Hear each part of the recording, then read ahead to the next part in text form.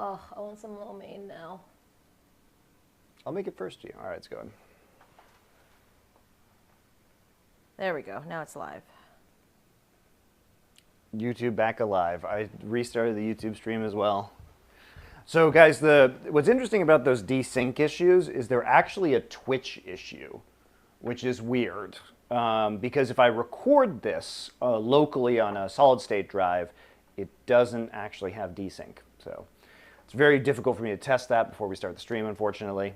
But we're going to be making stir-fry dishes, which means whenever you do stir-fry, you just have to do everything in advance. The cooking process of stir-frying is very fast, only a few minutes. But you have to have your mise en place set up beautifully because all of the cutting has to be done in advance. Everything has to be prepared because you're going to be putting these ingredients in really, really quickly, so you don't have time to put something in the wok, go cut up some garlic, bring it back. So basically we have to do all of the prep in advance here, and then we will be cooking super fast. So first up, we have 3 dishes, all of which have meat in them. If you would like to make the lo mein without meat, you absolutely can do that. I'm going to be using some pork here, but vegetable lo mein, you just omit the meat, maybe add a few more veggies, perfectly fine. If you want to make a vegetarian version, just don't do the meat stuff that I'm about to do. The other thing is we've got to prepare all of our meats with marinades or with brining in the case of shrimp in advance, okay? So that's what we're going to do first because those are going to have to sit around for a little bit while we kind of fiddle around and prepare all of the rest of the ingredients, our aromatics and our vegetables for that. So first off, I'm going to show you guys some cool stuff with shrimp. Oh, hello. We have a walrus doctor, first-time chat from New Zealand. Oh. Saying hello. Hello. What kind of, are you a physician for walruses, or are you a physician who is a walrus, would be my first question for you. Probably number 2. Really? Yeah. Walrus. So not a veterinarian for walruses. No, but he's a walrus. Like a walrus that practices medicine on humans. There's a shrimp dish, sir. I think the walrus is here for the shrimp dish. Ah, that makes sense. Okay, so first off, this is a book. Here, I'll show you on this camera. Yes, it is a book. This is a book called The Wok, Recipes and Techniques by our guy, J. Kenji Lopez-Alt. His book, The Food Lab, is fantastic. Some of the recipes I'm going to be making today and later this week are from this cookbook. I would highly recommend that you acquire said cookbook. And one of the cool things I'm going to show you today is something he talks about in this book, which is how to deal with shrimp. So we have, so I have to spin it around, it's opposite me. We have some raw, very crucial, we don't want pre-cooked, tail off. Remember, there's many different kinds of shrimp one can buy. There is cooked tail off, cooked tail on, raw tail off, raw tail on, raw shell on, raw tail on, shell on, but deveined. When it says raw tail off, these should be deveined already, and we do not need tails for this. Sometimes it is important. I do have also tail on, shell on shrimp in the freezer because sometimes you actually want those shells to make like a shrimp stock out of. But in this case, you can obviously just take the tails off yourself. But in this particular instance, it's just significantly easier. These have already been deveined. You can see the knife cut at the top of the shrimp here. So we know they don't have guts in them anymore. So that's not going to be an issue for us. But we don't need tails for this. We're not making a shrimp stock. We're just making a quick stir fry. So instead, what we're going to do is we're going to create a shrimp brine right now, which will be very, very helpful for us. So first off, what we need is about a pound of shrimp. So it's about 450 grams in metric. So I'm just going to measure that out here.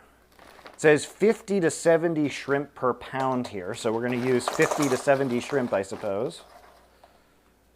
Take that out. So we have 450 grams of our shrimp now. That was surprisingly accurate. Well, it's a 2-pound bag, so I just poured half of it. Okay. I was like, wow, how did you get that so quickly? Magic. Math magic. So we have our shrimp here. And what we're going to do is we're going to do a combination process of brining the shrimp and using baking soda at the same time. And so what I learned from Kenji is really just use baking soda for shrimp at most times. So this could be useful, let's say you're making a shrimp cocktail, any stir-fry dish. What this does is if you've ever been to an Asian restaurant, let's say you're at a Vietnamese restaurant and you're like biting into a crystal roll and that shrimp has that really crisp, snappy texture to it, that's because it's been brined with baking soda. So brined with salt, obviously, that's what it means, but also with the baking soda here. And if we just leave it in here and keep it cold, it's going to do very interesting things to the texture of the shrimp, which is just going to make it really like nice. Is how to say it. Really nice. Really nice. Really nice. Do you need to devein them? No. I mean, you can eat shrimp guts. Some people say it tastes a little bitter. If you're lazy, like, no. I also hate deveining shrimp. I hate it. I find it very annoying to do. I'm not going to show you how to do it today because I actually don't have any shrimps that are whole that have veins in them. All of my shell-on shrimps are also deveined, which is very convenient. I love that. But what you do basically is you make a shallow cut. I'll show you. You take a paring knife and you make a shallow cut here, and what you're going to see is a dark vein in the shrimp, and then you put the point of the knife in and you pull it out. And that is the gastrointestinal tract of the shrimp, which has shrimp poop in it. Shrimp poop. But you're not going to get hurt from eating shrimp poop, so whatever. E. coli. No, not from shrimp poop. Yeah, hello everyone. Everyone keeps saying hello because I guess we've been away for We've been gone for too long long. Time. Too long have we been gone. You've been back to the States and I've been Yeah, jumping around here. and I got new lights, guys. Yeah. I have a massive new 4-foot octagonal softbox with a huge LED light in it. So now we have much better lighting. Hopefully, that was the goal at least. All right. So for our shrimp brine, what we're gonna do is, I guess I should do our little squat thing. Get your squats in, sir. Wow. All right, so to brine our shrimp for the Kung Pao shrimp, we are going to use baking soda. The baking soda is going to make the texture of the shrimp really crisp, which is great. And then we're going to use a tablespoon of kosher salt, the pound of shrimp, or 450 grams, and 2 cups of cold water. So I'm actually... need to mix this in something. Hold on, guys. How much did the light set you back? The light was about 200. All right. So wait. Let's. How many subs do we need to make back the money on the lights? A lot. 50. Get on it, guys. Well, we got 2 today. Okay, so we have our 2 cups of cold water here. And we're going to use 2 teaspoons of baking soda.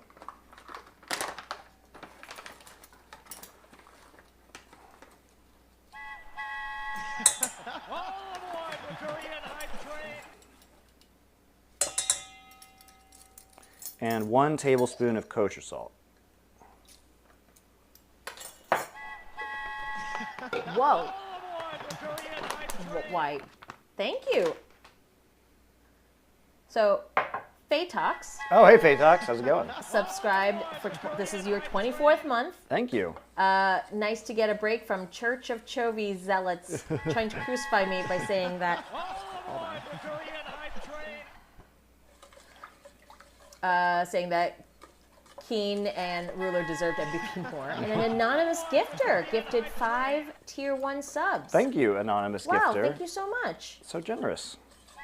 All right, so we're going to stir our kosher salt, dissolve it with the baking soda.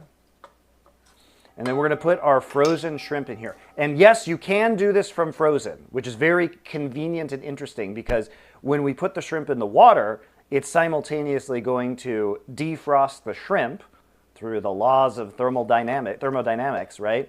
Because it'll diffuse the heat of, or lack thereof, the coldness into the water, and it will try to come to equilibrium with the temperature of the water.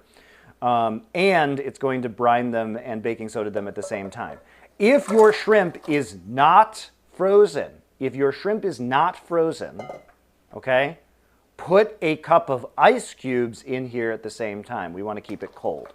But because our shrimp are ice cubes, they just are ice cubes right now. The water's going to be plenty cold. We don't have to worry about that. So we are actually killing two birds with one stone by using this frozen shrimp. It is delightful. Look at it.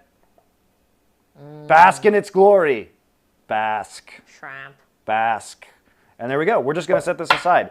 It's cold. We don't need to put it into the fridge or anything like that. That would be stupid. So we're not stupid here most of the time. Well, maybe you guys are. Sometimes. Did you go to MSI, Monte? No.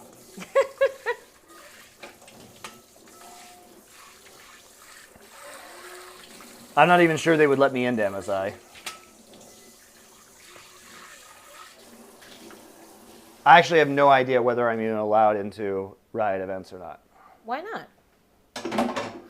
Why not? Yeah. Well, they banned me from other things, so I have no idea whether I can go to events. We've been back to the studio and stuff. I did, but only when I was working with Cloud9. No, and then you went to the movie premiere thing. Oh, I was definitely not supposed to be there for the Arcane Season 1 premiere. But you were. I was. So it doesn't matter, really.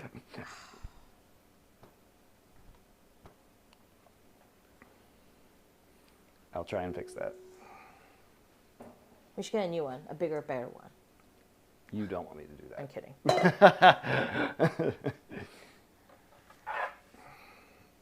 Okay, so we have our shrimp going now, so we've got to do some other fun stuff. First off, let us start marinating the pork for the lo mein. What is the lore for the ban? Is it public knowledge? Oh, I just Oh, dislike yes. Yes, it's very public knowledge, extremely public knowledge.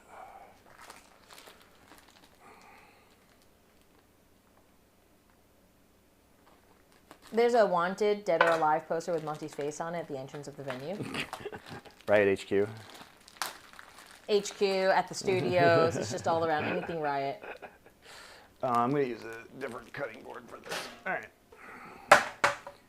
As you can see, this cutting board is for vegetables, and pork is a vegetable. So we're going to use our vegetable cutting board for our vegetable pork shoulder. It is known that pork is a vegetable, guys. It's my favorite vegetable, really. It only comes second to steak. The vegetable. The finest vegetable. Okay, so I need a pound of this pork. You know, one of the nice things about making, in my opinion, about making Chinese food or Indian food at home, as opposed to getting takeout, is while the takeout can be delicious, one of the problems is they just don't give you enough meat. You guys know what I mean? Like, they skimp you big time on the meat. And if I'm at home, I can make food with a lot more meat in it. So a pound of pork in a lo mein dish is kind of crazy, but also very delicious. So I cut off about a pound of pork from this pork shoulder. This pork shoulder weighs 3 kilos, so about 6.5 pounds. I'll be using it for some Instant Pot stuff later. I have plans for you, pork shoulder. I have plans. You're becoming Bob. Susie and I were talking about this the other day, where I'm turning into Bob from Bob's Burgers, where I just talk to my food now. He does. He was, we were at Costco. I was talking to Artichoke Hearts. He's like, oh, Artichoke Hearts? I've never seen you here before. It's great. Which is fine, because I'm pretty much Linda, so. I'm trimming some fat off of this, guys, because we just don't need the fat in here. Delicious. Hey, Monte, I was listening to Foreplay, and you said that you preferred Internal Affairs. Infernal Affairs. Infernal, sorry. Okay. Infernal Affairs over The Departed, and I just watched Infernal Affairs, and it was great. But what made you like it over The Departed? Because The Departed is ass. It's an ass movie. I actually just don't like Scorsese. I don't like Scorsese past the 90s. I think, his movies are not very good a lot of the time, and they're way too long. And they have 10 more endings than Lord of the Rings, Return of the King. And also, Mark Wahlberg is terrible. So that ruins it almost immediately. But I find The Departed and many of Scorsese's later films to be like extremely over-dramatic and too long, and they belabor the point a lot of the time. So I actually just really don't like The Departed. Also, the fact is that Infernal Affairs is just a way, way, way, way better movie. So once you've seen that, why would you watch The Departed again? Did I watch it with you? No, you haven't seen Infernal Affairs. Okay. As far as I know. You didn't see it with me. Did I fall asleep? No. Were you in America? I think I may have watched it before I met you. Oh, I thought you had, because you like to rewatch a lot of the movies you do for Foreplay. So. We haven't done it for Foreplay. Any other questions? Wait, what?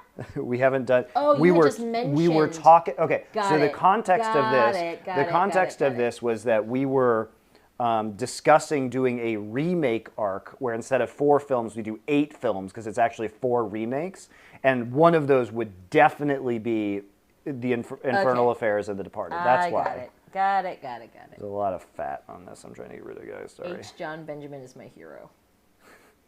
I hear he's kind of like a dick in real life. His coach McGurk from Yes. Home Movies. I mean, also he's great as Archer, right? But he's an excellent voice actor. He's very funny. But I have heard in real life he's kind of not very nice. But yes, Home Movies, he's great. I mean, he's great in everything. Very, very funny guy. His voice is so, like, once you hear it and then you can, like, place it. So when I'm watching Archer, like, sometimes he's just Bob. Yes, he has very distinct. Okay, so we want to cut these into little bitty pieces like this. I'm going to cut across the grain. So if we look at our pork shoulder here, when we're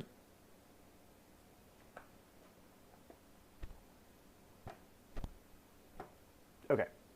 I'm going to cut across the grain here so you can see when we're doing stir fries, there's going to be a grain to the meat. You can see the fibers running this way. So we want to cut perpendicular to those fibers so that if we cut this way and cut with the fibers, it's going to be very tough to eat, whereas this, it'll be nice and fall apart in your mouth. So we want to cut these into, I don't know, 1/8" or so slices, very thin, And I'm going to cut this piece on a slight bias here. So we get some chunkier chunks, bigger chunks, but nice and thin. I'm hungry. There's a croissant right in front of you. There is. And a half-eaten, apparently, chocolate donut. This is a chocolate muffin. This is what my wife likes to eat. I don't like to eat these things. No, that one's Max's. Oh, blame the children. That one's Max. I was cutting some fat out of the middle here. The noise gate's not on, right? You can. No, the noise gate is not on. So you guys can listen to me eat this croissant. Yeah. They can, tragically.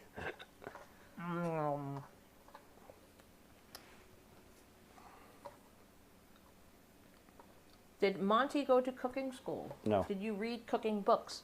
Yes. Where did he learn all these specific details? I'm learning so much. I read books. I have worked in restaurants. I have practiced a lot. He has hungry wife. Yeah, get yourself a hungry wife.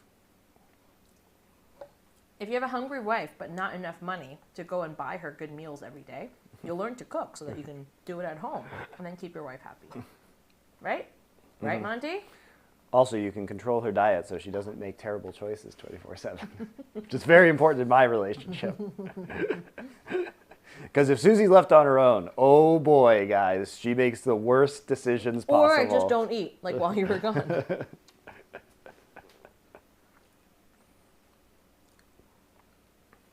Luckily, my parents also live nearby, so I just mooched off of them.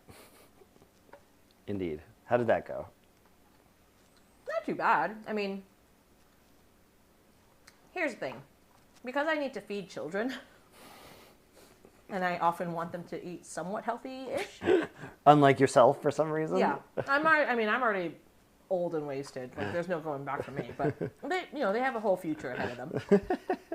So, but whatever they don't finish, I end up eating. So that was my dinner. She's just a child food vulture. I know.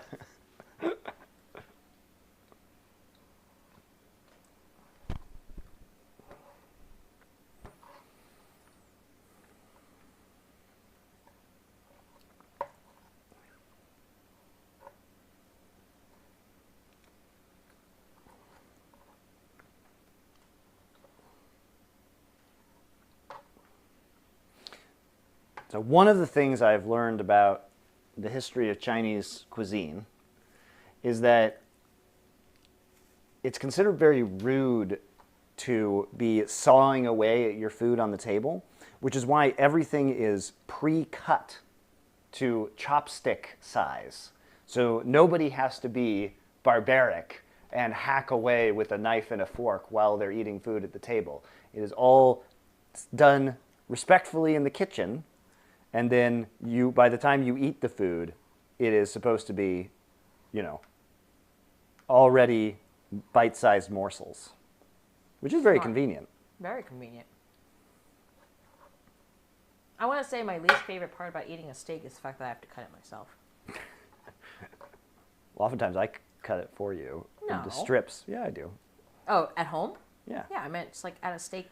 Well, at a steakhouse, they'll often cut it into strips for you as well. So you can see how done it is, but yeah.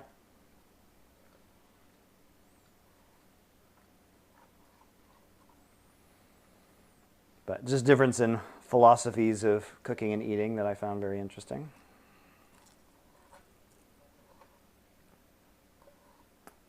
Is there more coffee left? Maybe a little bit. You can go check. I will. Okay, so we have all our little pork slices now. It's fattier than I thought, so we had to remove quite a bit. It's probably, less than a pound at this point in time, but really more palatable. Get that piece of fat off too while I'm at it.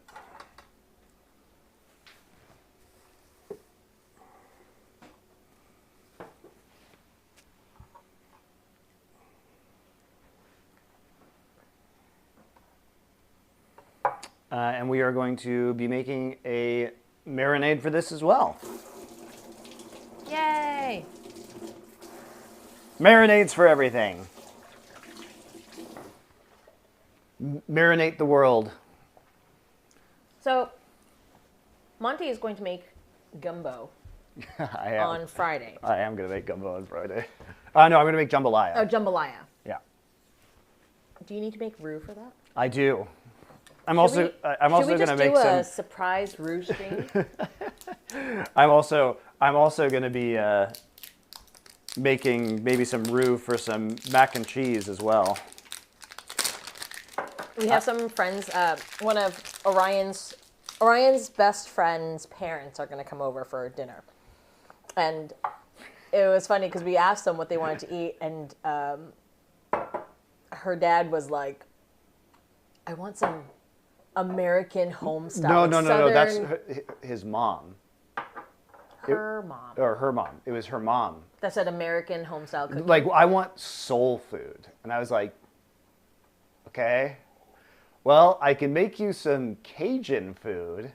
So I think what I'm going to do is make jambalaya. And I'm going to make some homemade mac and cheese because she specifically requested mac and cheese.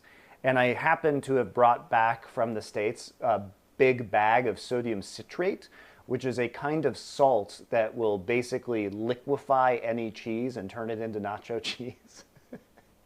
So any hard cheese, like cheddar, you shred it and then you can heat it with sodium citrate and it will turn into like nacho liquid cheese. That's how they make Velveeta. That's how they make Velveeta.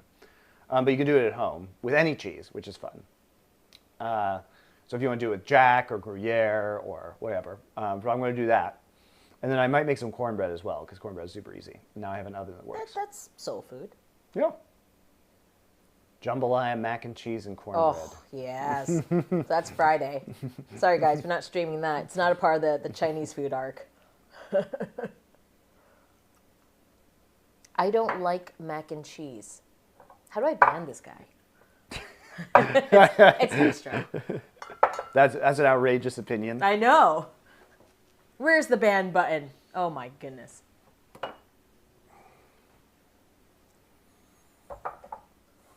If we didn't have mac and cheese, Max might starve to death. Also, Tystro, do you like... There's a difference between not liking boxed mac and cheese and not liking from-scratch homemade mac and cheese, which is... I don't know how you could possibly dislike that. I don't know how you could possibly dislike that. That's a take. If you're like, I don't like boxed mac and cheese, I would disagree with that also, but it would be more understandable.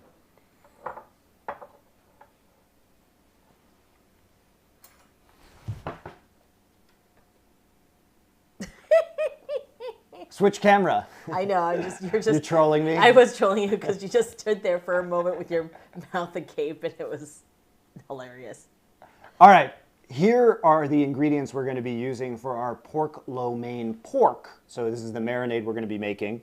We have some hoisin sauce, our pork shoulder. You could also use country-style pork ribs, boneless pork ribs, cut to about 1/8 of an inch thick. We have some oyster sauce here, light soy sauce. You could use shoyu as well, but this is Chinese light soy sauce. And I have some liquid smoke and sesame oil. Ta-da!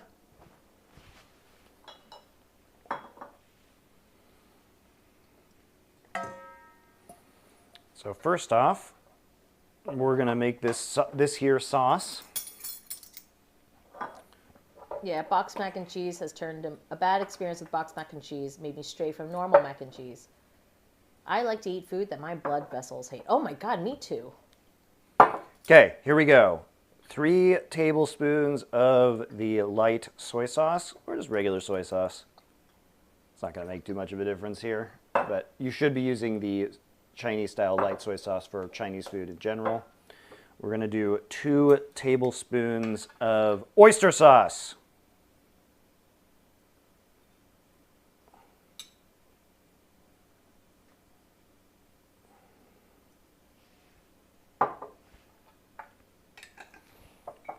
One tablespoon of sesame oil.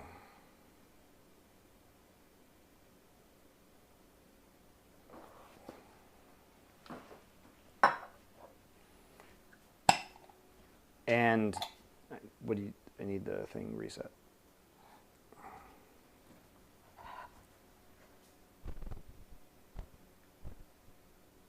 Sorry about that, guys. I was dealing with the recording.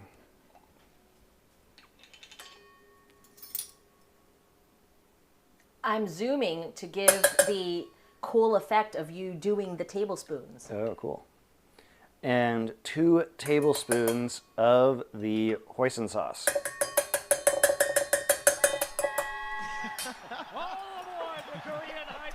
I give you good camera angles and you give great. me evil eyes.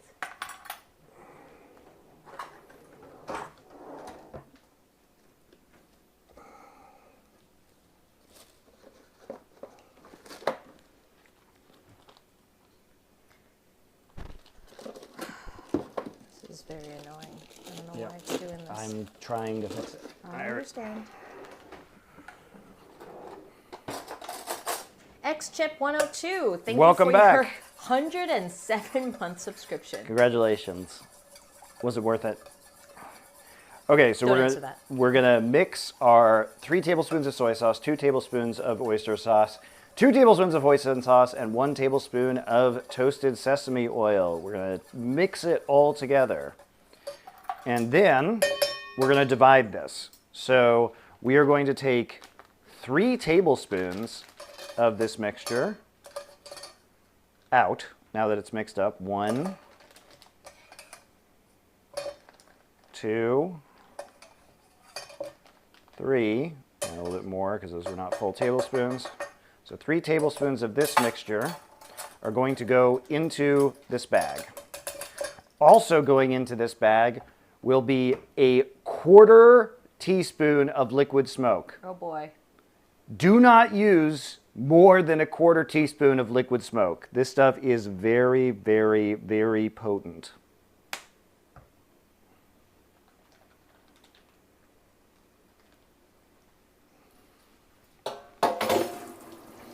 So you may be asking yourself, why are we using liquid smoke in here?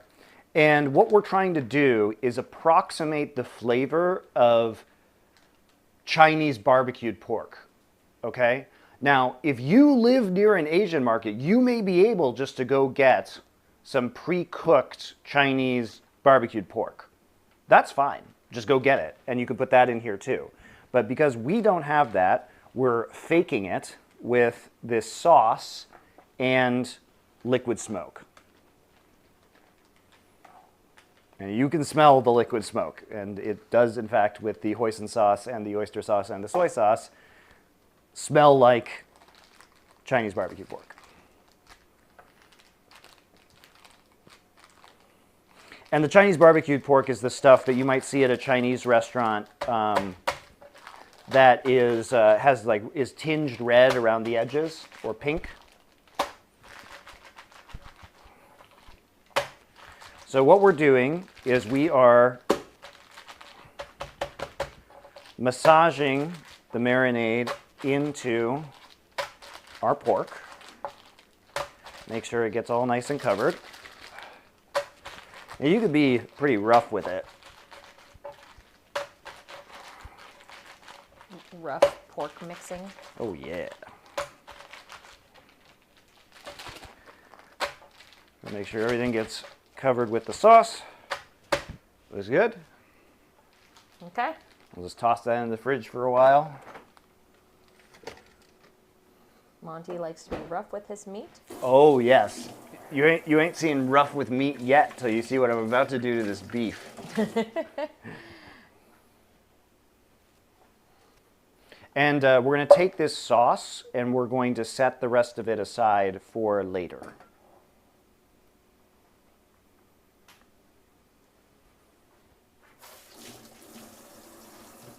It's like char siu. Yes, it's like char siu. We're making fake char siu. At least take me out to dinner first. Oh wait, this is dinner. I always do, baby.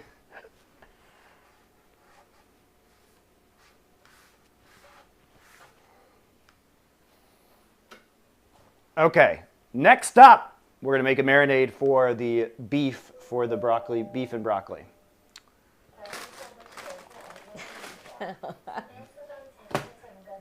You may be able to hear that. That's our apartment talking to us. We get Big Brother messages into the apartment.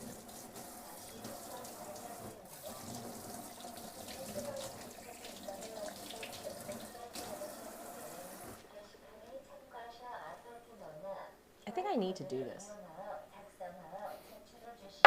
Something about the smoke detectors in the house.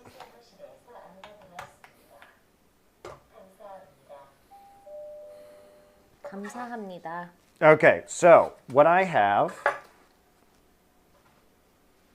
is a lot of skirt steak. I have a lot of skirt steak. I, in fact, have 2 kilos of skirt steak.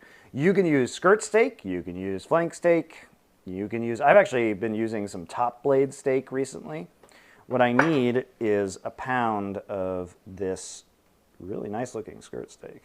So I'll try that first. That looks not enough. Hold on, got my scale over here.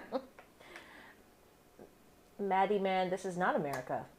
He said kilos. This is America. Yeah, that's about, I'm going to take a little bit more. See if I can just get this little bit right here on top. Lonely Cat 175. Thank you for your subscription. Thank you for your subscription, Lonely Cat. I'm so sorry you're so lonely. I'm going to put all my excess meat back here. I will portion it out and freeze later. Let me get another cutting board. Unlike our pork, the beef is meat and not a vegetable, so we will use the meat cutting board. And you know what? Similarly to what we did earlier, we are going to cut this again. What we want to do is, you can see the grain of the meat running this way. We want to cut it perpendicular to that so that it's not chewy. And we're going to cut it in, again, about eighth-inch strips, and we're going to cut it on the bias here. Yeah, we don't want to be barbaric at the table. Yeah, no table barbarism. This might be a little big. That feels good. Might cut these in half. Because I'm making them pretty big by cutting at an angle here.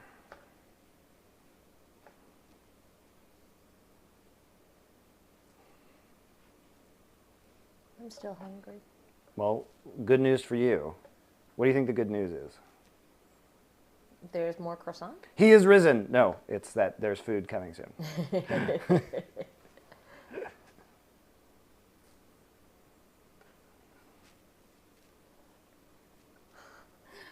Lonely Cat says, that's why I spend time learning how to cook by watching Continue Cooking. Hashtag ad. Love it. Lonely. Aw, Lonely Cat. Very nice. You're not lonely here. You're not lonely here. You are not. You're amongst friends here. We just brought our cat from the States. Yep, that was one of my tasks in going back to America, was cat retrieval. She's settling in nicely. Well, this is such a nice look. Look at that marbling. Look at that marbling. It's such a nice looking skirt steak. It's going to be good. The Shy Guy, thank you for your subscription. Thank you, the Shy Guy. Woohoo! Did you hear about the fragile myth? It was busted. It's like, where's the joke here? What breed is your cat?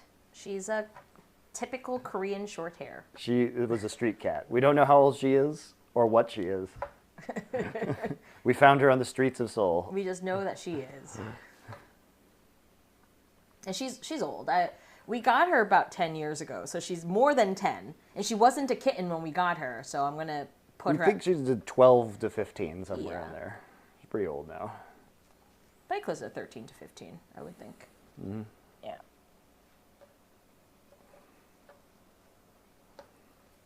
What was the word you used when describing liquid smoke? Asks Sting. Strong? I don't know. What did I say? I don't Chat. remember. I guess you can go Potent? Maybe I said potent. That sounds like something I would say. It means powerful.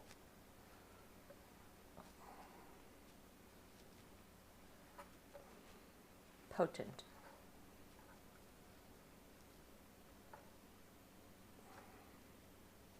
Latin word. Potente. What's the worst part about adopting a dog from a blacksmith?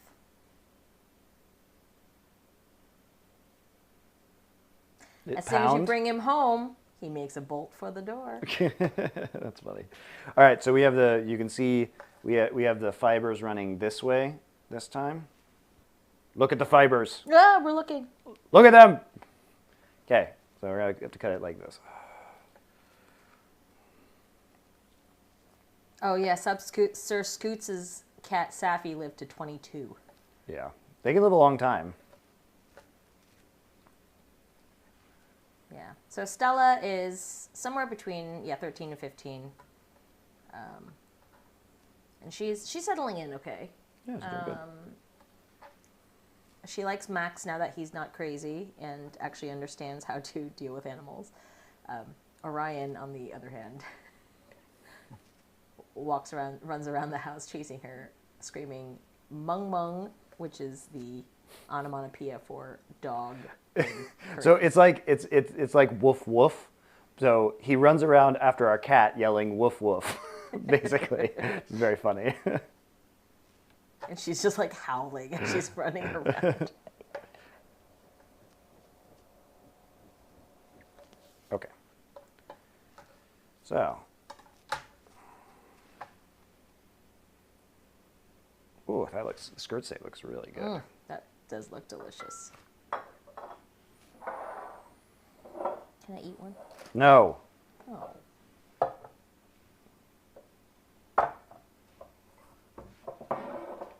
Do you need to squat? I have a powerful need to squat right now. Okay, we're ready. Here are our ingredients for the beef and broccoli marinade. We have skirt steak here that's cut about 1/8 of an inch, 1/4 inch thick. We've got some light soy sauce, some Shaoxing wine, and some baking soda to tenderize it.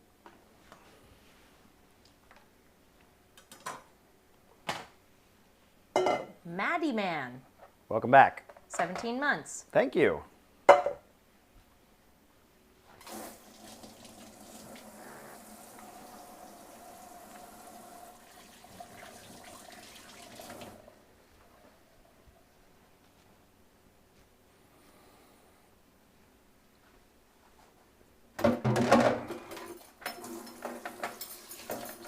Need my measuring spoons once more. We should really screenshot that switch over with his mouth open for a thumbnail. Is broccoli actually used in authentic Chinese cooking? This is not authentic Chinese, This is not. by the way. So, Please. interesting that you ask that, because there is a similar authentic Chinese dish to beef and broccoli that uses Chinese broccoli. So yes, they just don't use Western style broccoli, but they use Chinese broccoli, which is fine. No, this week, everything we're making today is American Chinese food. Yeah.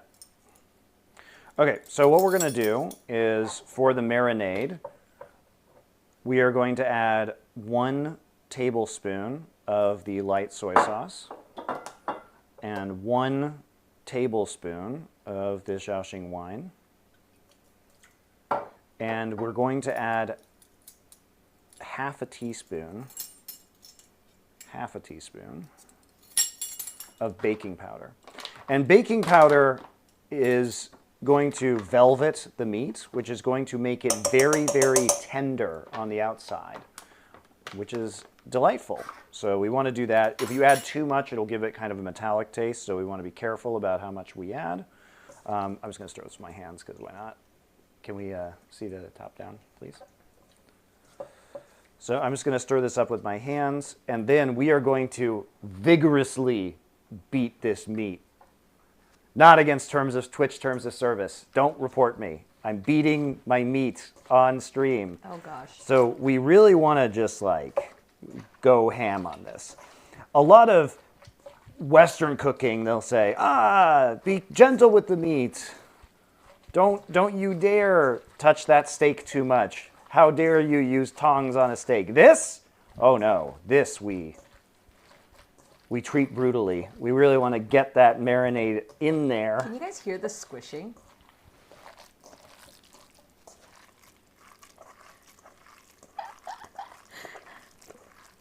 I put it up to my mic. But why are we going ham on beef?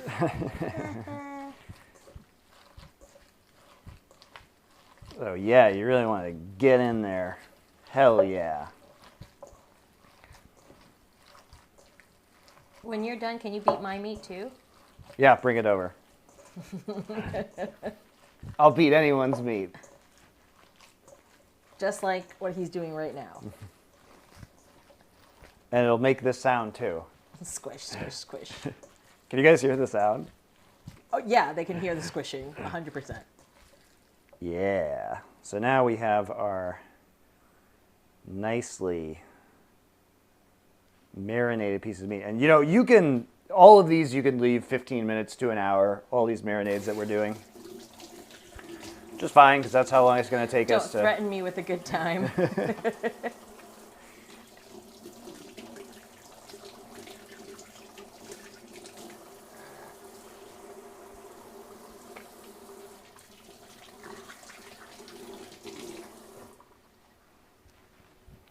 It's how long it's going to take us to get all the rest of the ingredients ready and prepared, right? So let's pop this in the fridge.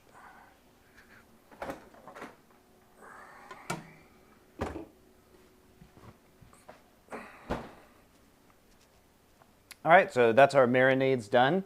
And now, just like I threatened, is the time where we have to just make all the other stuff. Chopping vegetables? Chopping vegetables, chopping aromatics. Let me clean off some of these. We'll put the cutting board away. I don't need to clean it. That's a problem for later me. Remember to give your beef some aftercare when you're done? Yeah, the aftercare is in the fridge. Like cooling off. Cool off time in the fridge.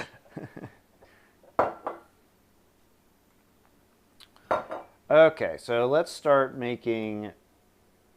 I'll let you guys vote. Do you want to do the Kung Pao chicken stuff first, the beef and broccoli stuff first, or the pork lo mein stuff first? Because I don't care. The beef, the Kung Pao shrimp. Kung Pao shrimp, sorry. Yes. Is velveting a must for Chinese cooking? Oh, yes. There's different kinds of velveting. We're not going to be doing any water velveting, which is where you kind of gently pass stuff through that has been hit with cornstarch or baking soda. You gently pass it through boiling water with a spider. But yes, so the combination. So baking soda makes it very tender, and it also makes it so the meat isn't mushy on the outside. Right, it has a really nice mouthfeel, and that combined with the cornstarch makes it so it has a really kind of that slick texture that you associate, especially with American-style Chinese cooking. Well, we got one person that said beef first. So You got it. let's do it. If I don't like velvet, can I leather it instead? Sounds terrible, but sure. Okay, so this is gonna be made with garlic and ginger. Wait, which beef are we? Oh, the beef and broccoli. Okay. That's what I was told to do. Yes. I was confused. I was talking out loud, sorry.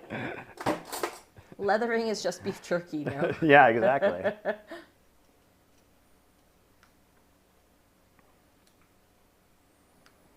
So I'm going to use maybe like an inch knob of ginger here. We're going to use approximately the same amount of ginger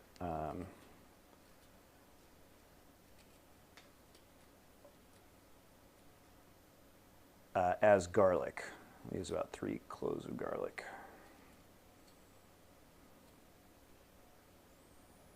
Heidi ho, neighbor.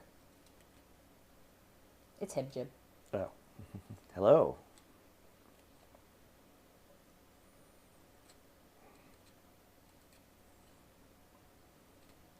Ginger peeling ASMR. Yeah.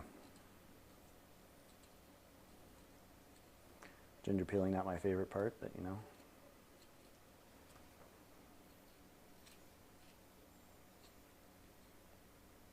I guess we should probably do the old ingredients roundup first.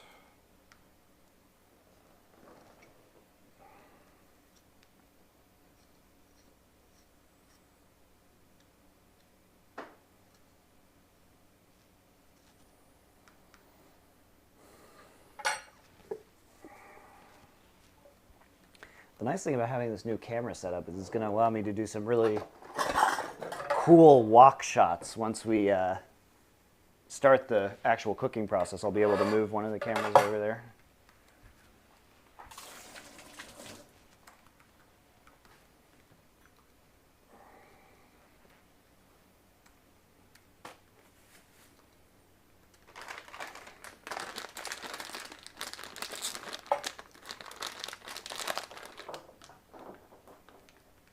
Ah, my garlic.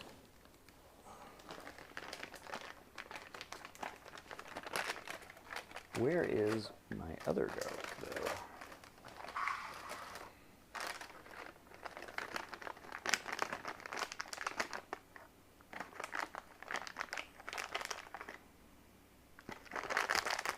This garlic's not looking too hot. Where did the other garlic go? The new garlic is on the table. Well, I thought. I might have moved it. Did you put it away? Maybe. The hunt for garlic. Also, if you guys haven't noticed, that's a very nice mug you got there. Wow. Thank you. You too. can go to lastfreenation.shop and get yourself a beautiful LFN mug. Wow, so good. Does your coffee taste better in it? Yep. More intense, more honest, more controversial. But always correct. But always correct.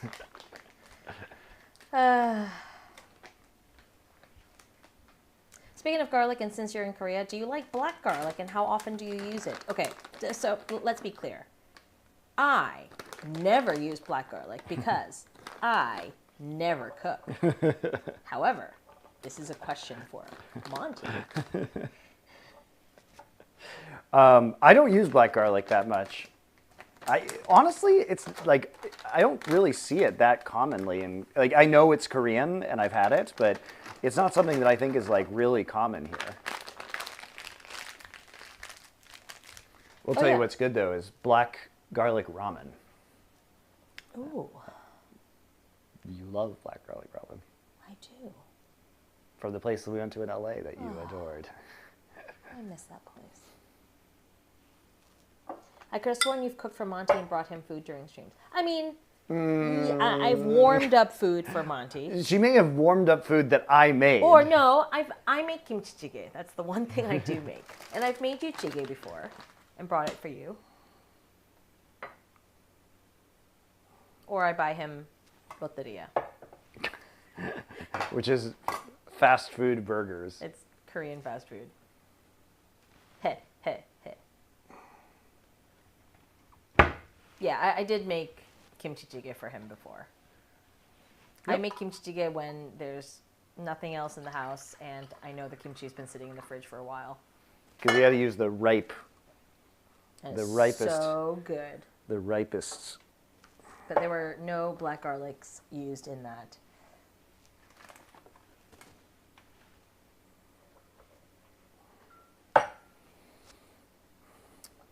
Should I buy an exclusive t-shirt from Last Free Nation shop? What? Of course. I thought I was going to get one for free, but that wasn't a thing, I guess. I will. I mean, are you going to wear a men's t-shirt? Yes. Okay. I wear all the t-shirts you don't wear anymore because now you get all the Into the AM merch.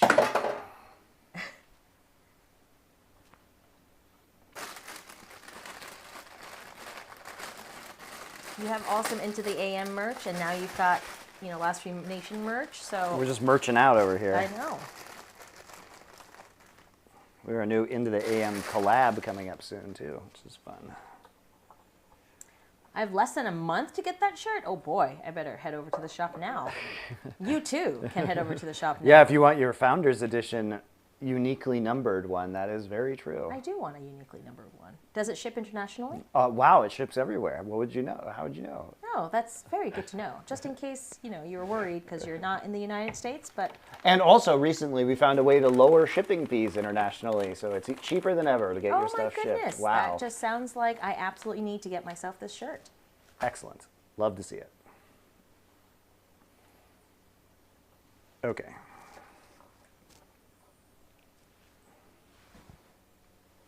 You ready? Mouth open. Okay. So these are our ingredients for the beef and broccoli. We have our marinated beef here that I already showed you how to marinate. Now, what we've got are a couple of heads of broccoli here. We're gonna need about a pound of florets. We're gonna have 4 scallions of green onions, a little bit of ginger, garlic, chicken stock, sugar, light soy sauce. This is Shaoxing wine, sesame oil, cornstarch, and oyster sauce. And that's how we're gonna make beef and broccoli.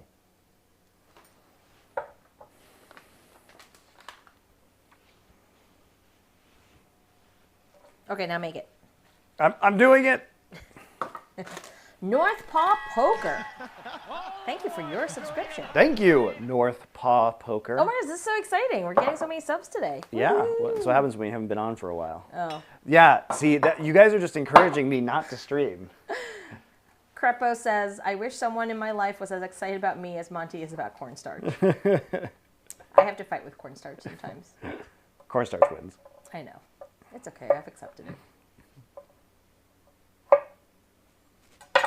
If you don't have Zhaoxing wine, you could also use dried sherry. Dry sherry, yes, you can. Where's the shrimp, says ya boy Barry. Look at it. Bask in its glory. It's brining. Woo! Are you basking? All right, now it's time for bowl hell. And by that I mean, guys, we have to make 1,000,000 bowls of things because that's how we cook super fast when we stir fry.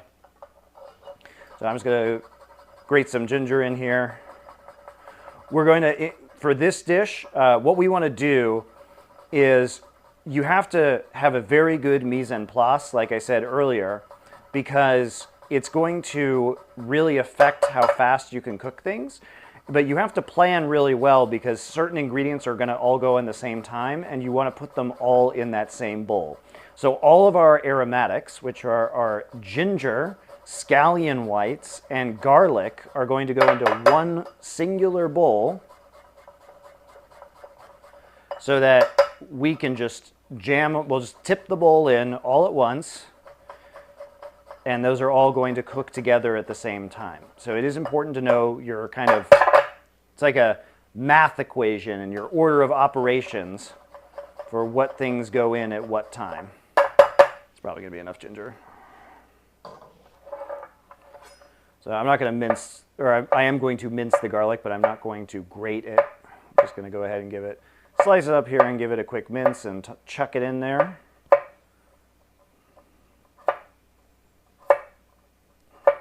Oh, who won MSI?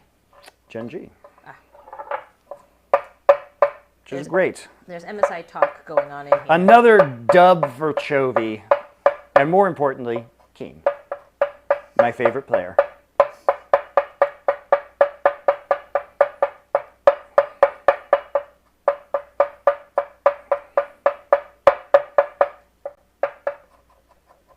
So I'm just going to mince this garlic right up. Get it in this bowl. Get my bench scraper. Monte, have you ever tried any historical recipes? What does that mean? We could do recipes of history on here at some point in time. Keen got robbed of MVP. And I kind of agree with that, but all right. I'm going to cut off the ends of this. What we want are only the scallion whites and pale greens here. So we're going to separate the dark green parts from the whites. And the whites go in earlier, and they're going to be part of our aromatics, and they have the stronger onion flavor. And we're going to put these in, and then this will cook with the garlic and the ginger, and then we will use the greens at the end of the dish to put them in at the end so that we get some of the crispness still there with them. Also, they have a milder flavor, so we don't need to worry about cooking them so much. And if you get a few of the dark greens in here, it doesn't matter. Doesn't matter at all, because you're just going to be cooking them, and it will reduce some of the flavor, so don't worry too much about that. I'm worrying. Quit it. All right, so we got only these greens left now, so we're going to put these aside, and I will use them. I will chop them up. I'll chop them up now. We'll just put them in a different bowl. So here we go. Here are our garlic and our ginger and our scallion whites and the pale green parts. That garlic there. These are all going to be dumped into the stir fry at the same time, so we'll set that aside till we're ready to go. I'm going to put my 1/3 of a cup of chicken stock over here. What I like to do when I'm cooking multiple stir fry dishes is I kind of create a zone of my kitchen, and I put all the bowls for that stir fry dish in that particular corner, and then I'll pick another corner and put some other stuff there just to keep things separated, because you got to keep them separated. Hey, you disrespecting me? Do people know The Offspring anymore? Well, most of your cheddar boomers, aren't they? So we should. How many of you know that song? Man. So I'm going to cut these up into about, I don't know, half-inch segments, and we're just going to dump all of our scallion greens into a separate bowl. These will be used just for finishing the dish at the very end. So this will be probably the last thing we put in. And now let's make some sauce.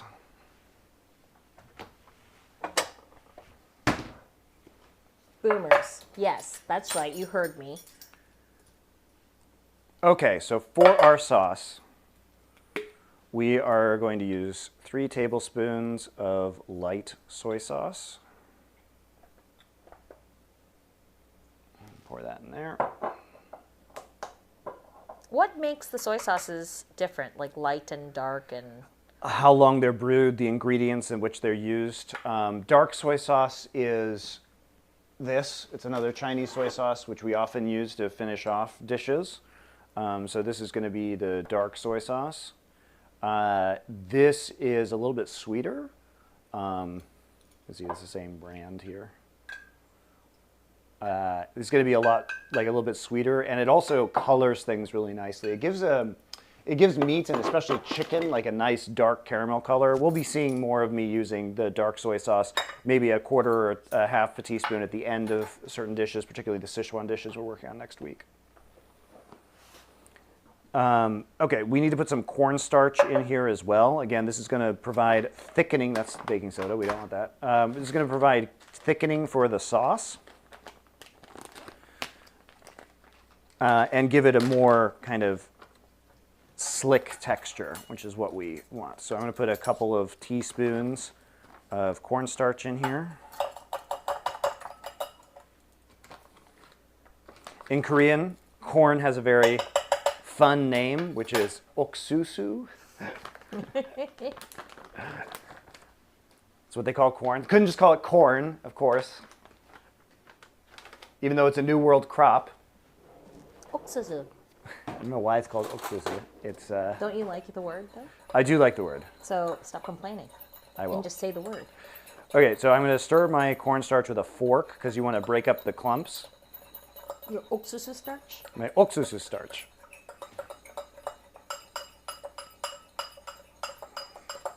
Oh man, Chad is arguing about something MSI, and I really don't want to read all of it because my care level of League of Legends is... Are you censoring my stream, Susie? I am. I'm not even going to read it for you because... Wow. Yeah.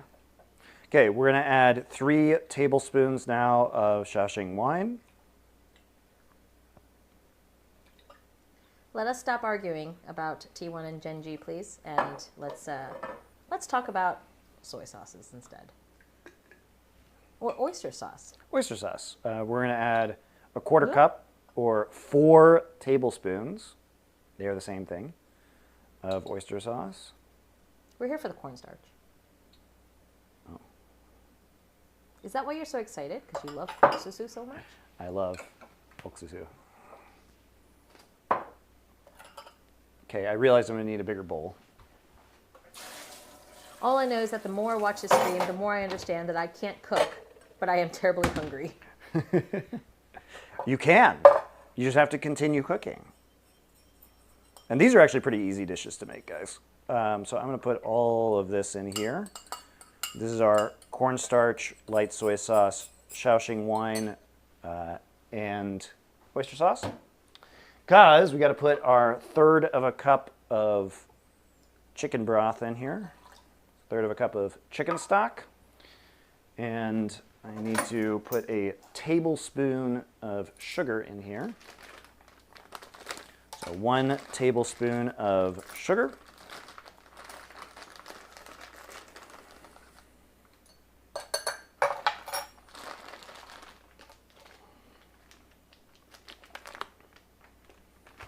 And we are going to use a teaspoon, 1 teaspoon of sesame oil.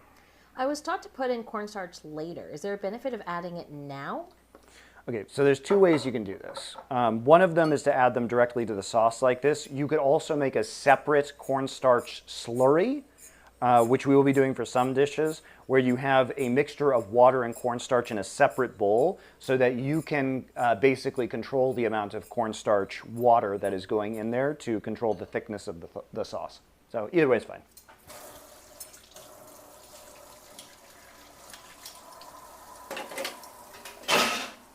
Either way, okay. I knock everything over. Yeah, and a lot of these guys, like,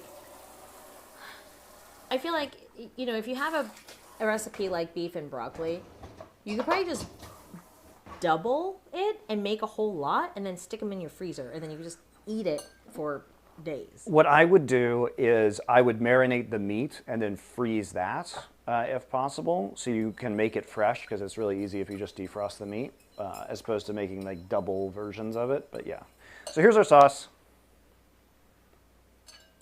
Wow. So sauce. Very soy. Wow. Hey Monty, the crypto I invested in at 24 cents is now $2.89 and rising. Quick, what country doesn't have capital gains tax? Did you buy it less than a year ago? Also, which one is it so I can buy it? Did you buy it less than a year ago? That's the real question, because, I mean, then you'll be better off in the States because you'll only get hit like 20% tax. I bought it in 2017. Oh, yeah, you're good. What are you complaining about?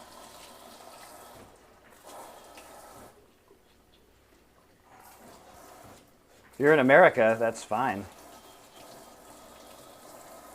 As long as it's more than a year, your asset will be taxed at a lower rate.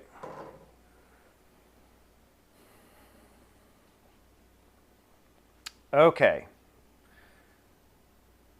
So, where are we? Let's do another recipe now. We're done with that, preparing for that, and all that's left to do is to cook it. Let's do our Kung Pao shrimp. Shrimp! So I'm just going to take a look at these shrimp real quick. I'm going to poke them. They're pretty much defrosted, and they've been in here. We probably don't want to leave them too much longer in the brine. So I'm going to go ahead and strain these shrimp out.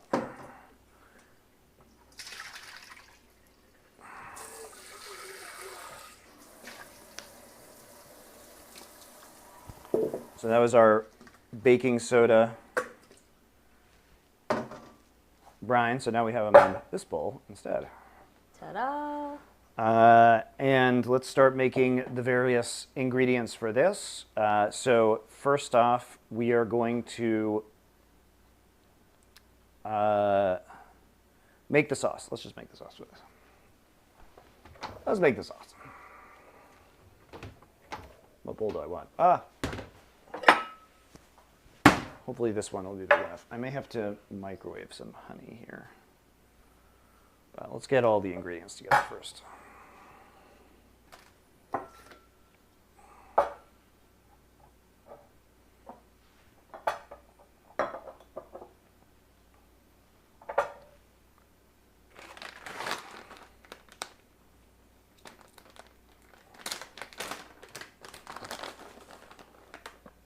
This is a spicy dish, which we love. Get some Sichuan chili peppers. How spicy do you want it, Susie? Mega spicy? Medium spicy? All right, medium spicy.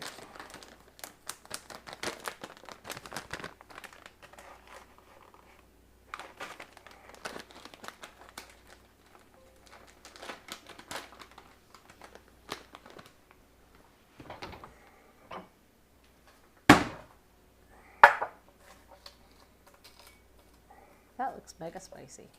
It's not. I'm going to take those seeds out. You also just don't eat those chili peppers anyway, so.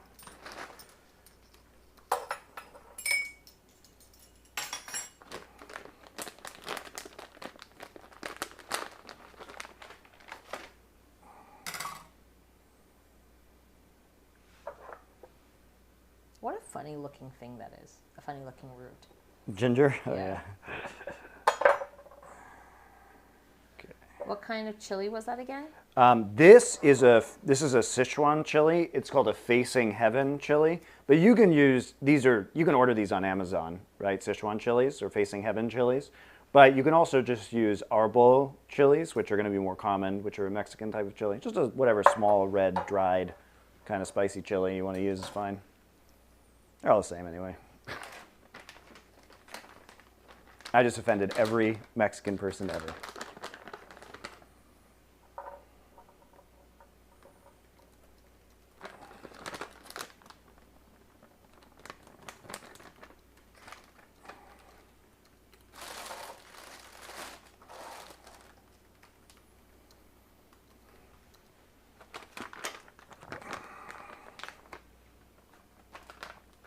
Sorry guys, getting all my ingredients together right now.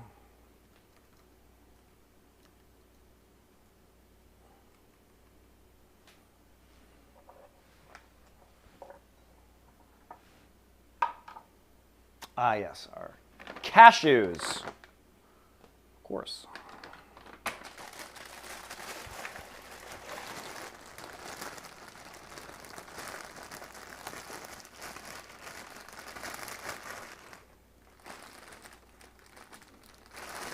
How many types of dried red chilies have you cooked with? Can you actually tell the difference? Yes, so it depends.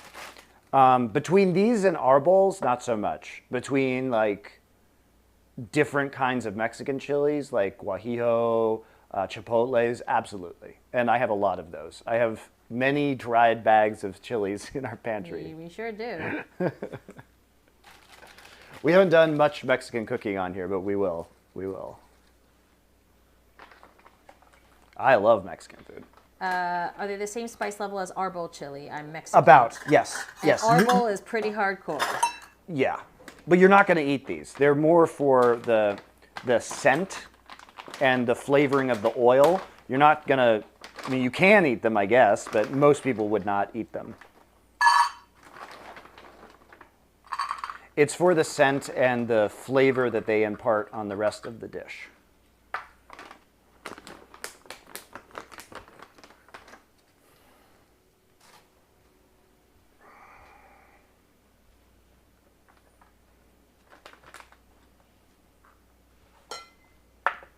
But I have several bags of arbol chilies back there. Oh my God, guys, I forgot to cut up the broccoli for the beef and broccoli. Am I dumb? It's just beef, really. It's just beef and beef. Hold on, let me move all this garbage. I totally forgot to cut up the broccoli. I'm glad I figured that out now. I would have gone to stir fry and been like, where's the broccoli? Am I dumb?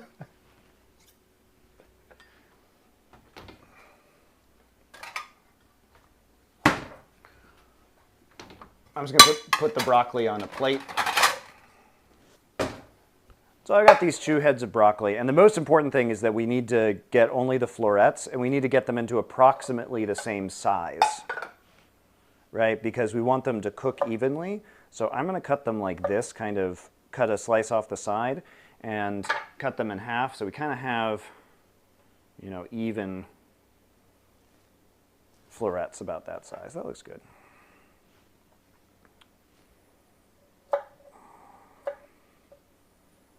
If beef and broccoli are the same, does that mean broccoli is not vegetarian? Because we confirmed that beef is not vegetarian. That's right. Don't eat broccoli, vegetarians. It's a meat now.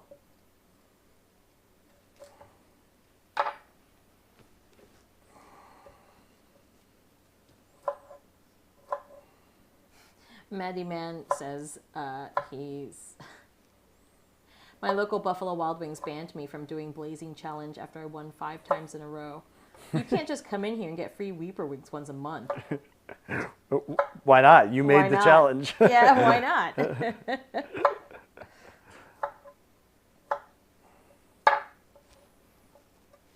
Okay, so there's our broccoli.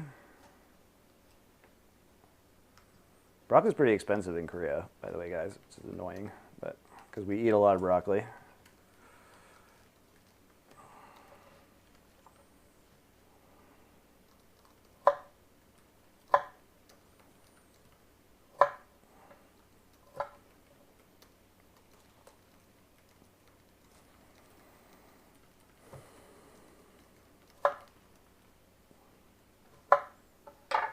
Okay, I'm not going to use the full 2 heads. Like, this looks like about enough broccoli to me. It's quite a bit. Sure. So I'm going to go ahead and move this onto this plate. And he said, I quit Starbucks, by the way, Monte, finally. Oh, good. I guess. I hope you're happy with that decision. All right, so there we go. Oh.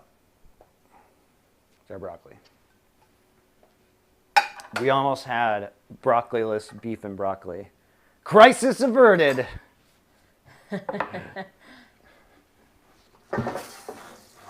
You said you worked in restaurants. What type of restaurants and what positions did you work? I worked in a Thai restaurant in college. Okay, so I've worked in several restaurants. Many of them I have bartended or waited tables at. I was cooking in a Thai restaurant, and I was doing appetizers for a while, but then I also worked on the line.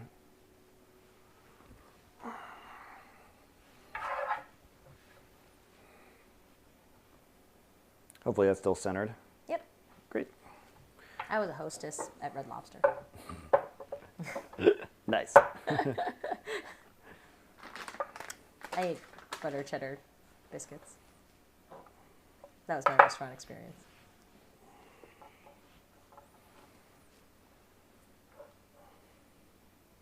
I bet Monte got plenty of tips as a bartender.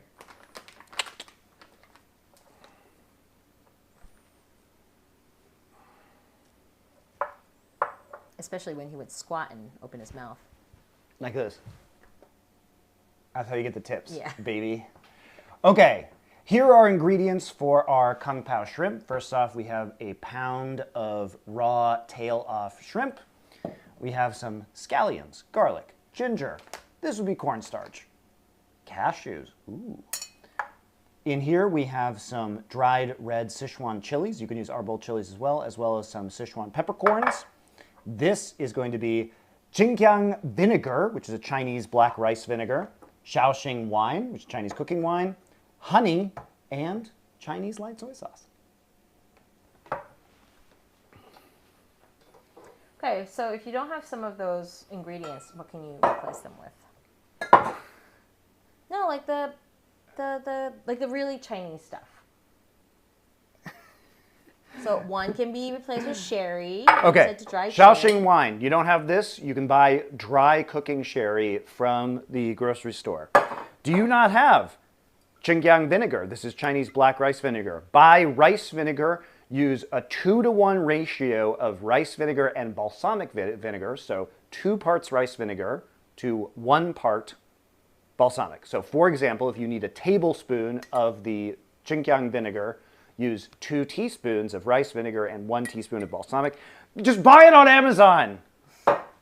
Just use any soy sauce, regular soy sauce. You don't have to care about light soy sauce. Okay, in case someone doesn't want to buy an entire thing. Sichuan peppercorns. There are no substitutes for Sichuan peppercorns. That's fine. Suck it up. Buy Sichuan peppercorns. Use arbol chilies. You'll find them at any grocery store in America. Cashews. Don't like cashews? Use peanuts. I'm so angry. Don't like garlic? Are you in Thailand? Use galangal. Do you have no ginger? Galangal. Use galangal. Okay. Angry cooking with MonteCristo. Can you use White Claw instead of wine? Yeah. Use lemon lime White Claw instead of white wine to deglaze. See what happens.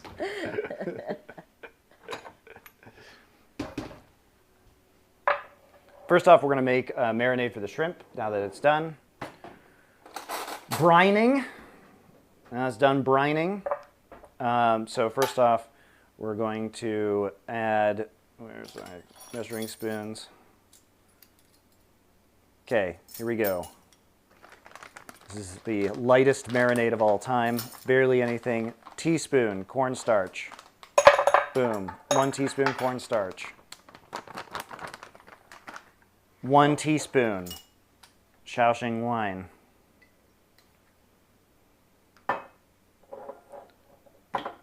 1 teaspoon light soy sauce.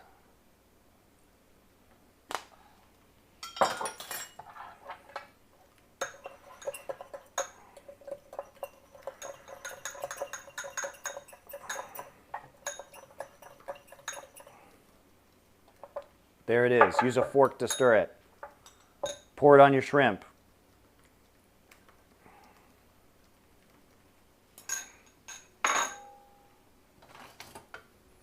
Use a spoon. Stir it into your shrimp.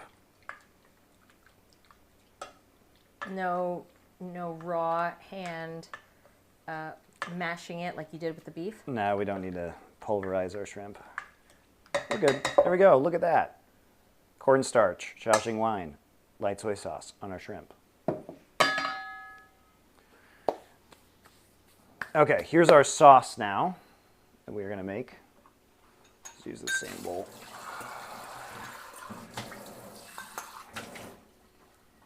My honey is tragically crystallized, so I may need to microwave this for a second because I need 4 teaspoons of this here honey.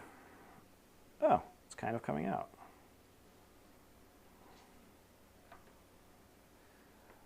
So what's interesting about Kung Pao in general is it's a very American invention, but it does have some, I would say, less normal flavors in that it is supposed to be spicy, and it does have Sichuan peppercorns, and Sichuan peppercorns are very unique. They have a lemony flavor, but they have this weird effect, which is that they numb your mouth. And there isn't a substitute to them because there isn't another food that is going to have this weird, like, cool numbing effect. And it's a sensation. And the sensation is very nice. And it's especially nice when it's combined with chili and hot flavor because you get the spiciness, but then this, like, cool numbing effect. It's very weird, but very delicious. So we have our 4 teaspoons of honey in there. And so what Kung Pao is you'll see it with peanuts a lot of the time, which you can absolutely use. You can use cashews instead. And it's going to be usually chicken, Kung Pao chicken or Kung Pao shrimp. It's going to be shrimp or chicken with a nut that has honey, like a sweet, savory, salty sauce on it with some nuts and some chilies. It's great. So we're going to put that in there. Why did I put my measuring spoons away? I need you, measuring spoons. Lemon drops numbing your mouth is a fun prank to pull when I was in Hawaii. You give one to someone off a plant and they just drool nonstop because they can't feel their chew. That's funny. Okay, so we have our honey in there. We're going to use a tablespoon of our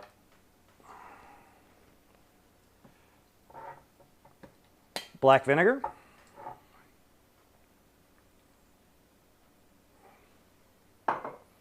A tablespoon of Shaoxing wine here. And 4 teaspoons of our light soy sauce. So that means a tablespoon and a teaspoon because a tablespoon is 3 teaspoons. So I'm going to do tablespoon and teaspoon instead of 4 teaspoons. Now you might be asking, why didn't I do that with the honey? Well, I like to mix things up. You know, keep it interesting. Sometimes I like to measure a tablespoon and a teaspoon. Sometimes I like to measure 4 teaspoons. That's how we keep ourselves entertained here. Why are you laughing at me? I married this. I'm so sorry.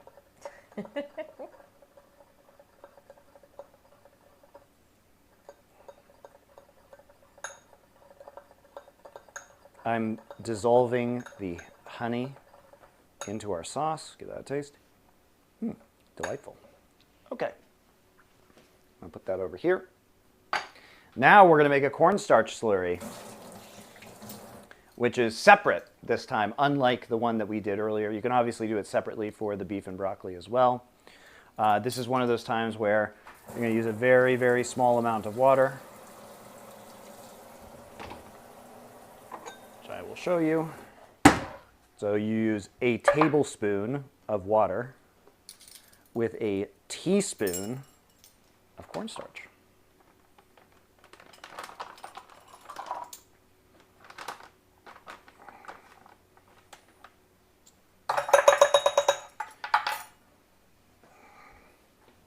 Sauces galore.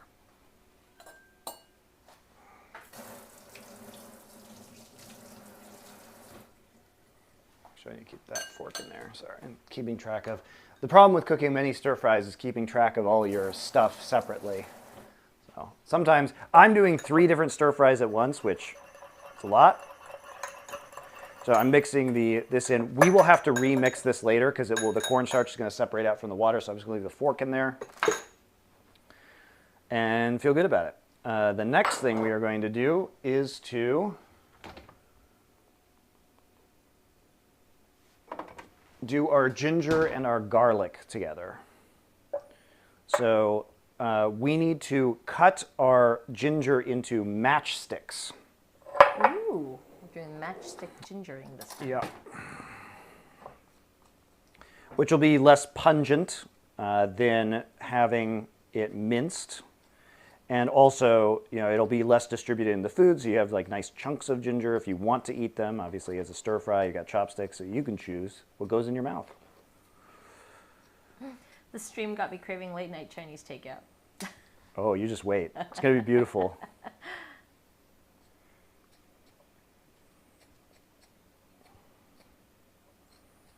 Oh, I'm so excited. I'm so hungry. Oh, Why do you do this to yourself? I don't know. You just ate a It chocolate doesn't matter croissant. because the chocolate croissant isn't Kung Pao Shrimp. The Kung Pao Shrimp, this Kung Pao Shrimp recipe is really good. So later this week, I'm going to be making Kenji's orange chicken recipe. Oh, that was which I made for the first time the other day. It is really good. It's pretty incredible. Like, It's a pain in the ass to make, but my God, is it good.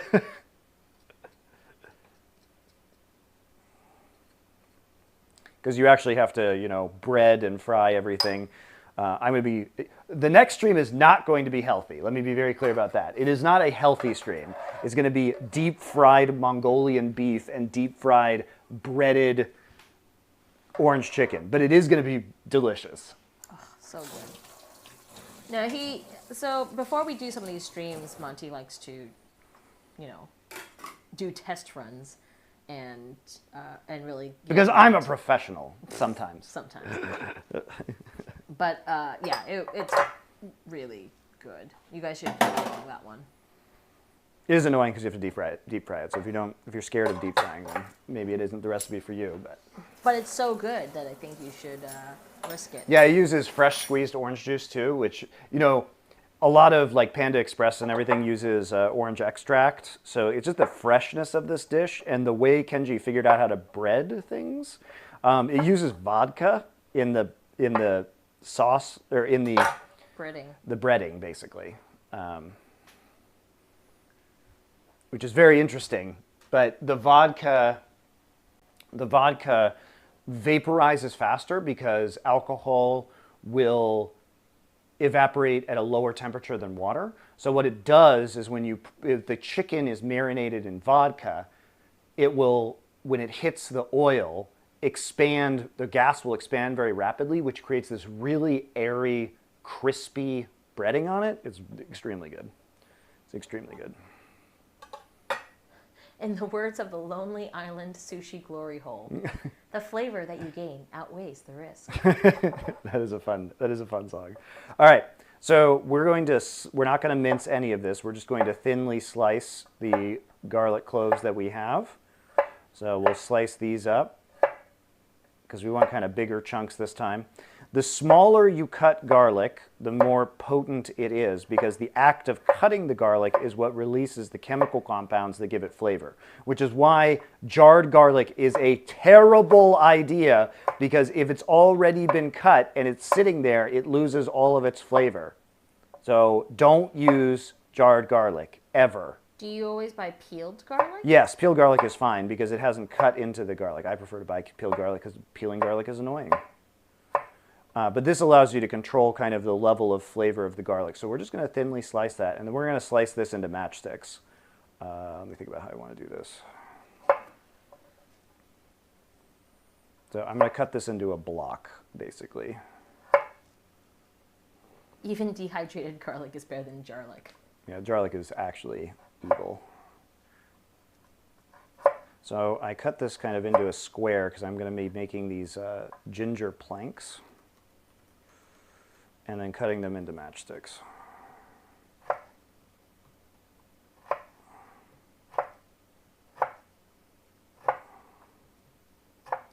So now we have these lovely ginger matchsticks. Look at that. Beautiful.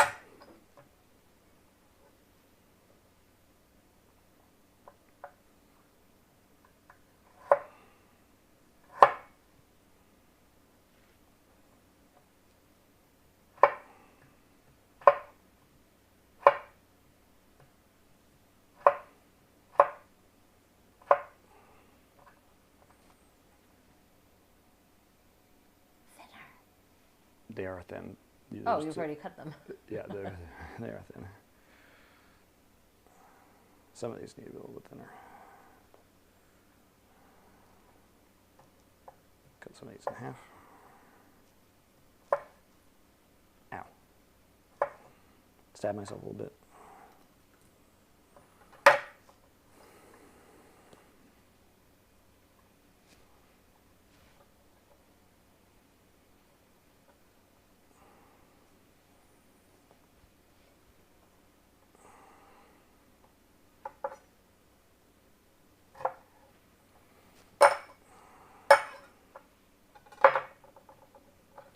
And you know, if I was working at a restaurant, I would probably just throw these little weird bits away, but I'm not. I'm cooking at home, so I'm just going to cut them into ginger matchsticks.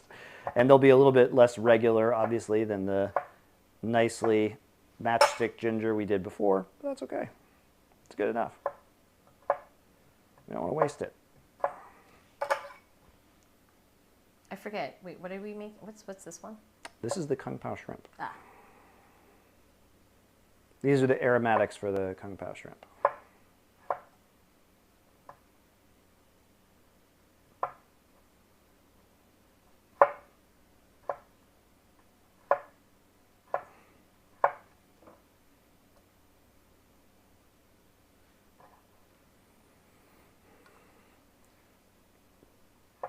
Monte, have you ever been to a restaurant in NYC called I've been to many restaurants. I used to live in New York. Bernardin? Yeah, Le Bernardin. No, I have not. But I know about it, as does everybody. No, Monte is not working in the restaurant industry now. He just works in the kitchen. Get in the kitchen, Monte. I'm just a kitchen slave for my wife and children and Twitch stream. All right, so here are our sliced garlic and ginger matchsticks for our Kung Pao shrimp. We'll put it to the side with the rest of our shrimp-tastic ingredients.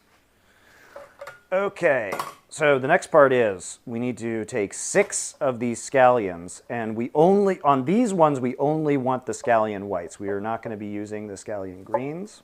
No, Monte's in the industry of just being right all the time. Yeah. On lostfreenation.com. So we only want the whites here. We have to segregate these onions. Oh my gosh. Bad scallions, you are racist. You're trying to separate the whites and the greens. Look at you. You're all one beautiful whole. Can't you see that you're the same? But no, they insist. We must segregate them. So here we go. Taking the whites and pale greens. Shameful scallions. There we go, done. Looks like you're the one segregating them, sir. They demand segregation. Oh. I'm but a slave to the scallions. Are they like the sneeches on the beaches? All right, we're just going to put them in with the cashews because they're going to go in at the same time. So again, we're combining ingredients that all go in simultaneously. And last thing we have to do is chop up some chilies. Now, how I'm going to do this is I am going to seed these. I've got my trash here. I'm going to seed these by cutting off the tops, shaking out the seeds as much as I can. There are going to be some seeds that get in there. And then I'm going to cut each of these in half. I'm going to cut each of these in half. So again, this is mostly for flavor. It's for smell and color, as well as a little bit of flavor into the oil. You're not actually going to be eating the chilies unless you really want to, I guess. But they're just dried chilies, so they're just kind of crunchy and spicy and not great, honestly. They're great in this dish because they're going to add flavor to everything else. So I use kitchen shears. I think kitchen shears are just the easiest way to do this. And you can cut them into little segments. Kitchen shears are so good. Like, I wish more people use them. Yeah, kitchen shears are great. These are Shun kitchen shears. These are wonderful. Japanese kitchen shears. Yeah, Asian people cook with scissors all the time. Yeah, it's extremely useful. Pretty much mandatory in Korean cuisine. But I know just like in America, not a lot of people use them. Your mom was pretty confused. I remember. I think she's come around. Oh, no. Everybody comes around eventually. Yeah, she's a believer now. You gotta believe. So anyway, kitchen shears are just the easiest way to do this with dried chilies. And we'll be doing that many more times with these Facing Heaven chilies as we continue to cook Chinese food. Whoops, dropped a measuring cup. All right, so there we go. That's all of our Kung Pao chicken ingredients complete, or Kung Pao shrimp. I keep saying chicken because I'm used to saying Kung Pao chicken, but not shrimp. Anyway. Shrimp. Shrimp. Let us go back to our pork lo mein. This is the final dish that we are going to be preparing. Oh, yeah, we're doing lo mein, too. Yeah, it's a lot. It's going to be a lot of food, Susie. Prepare yourself. I am. I'm prepared now. I'll call my dad over. We have to bring in the big guns.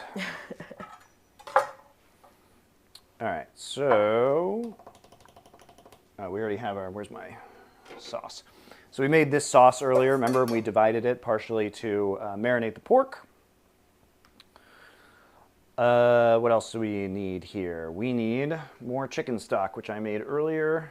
I just dropped that measuring cup. Here we go.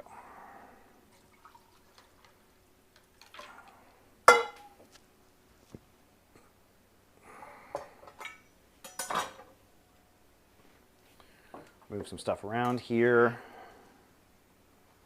Oh my gosh, I need more ginger. Why? I hate grating ginger so much.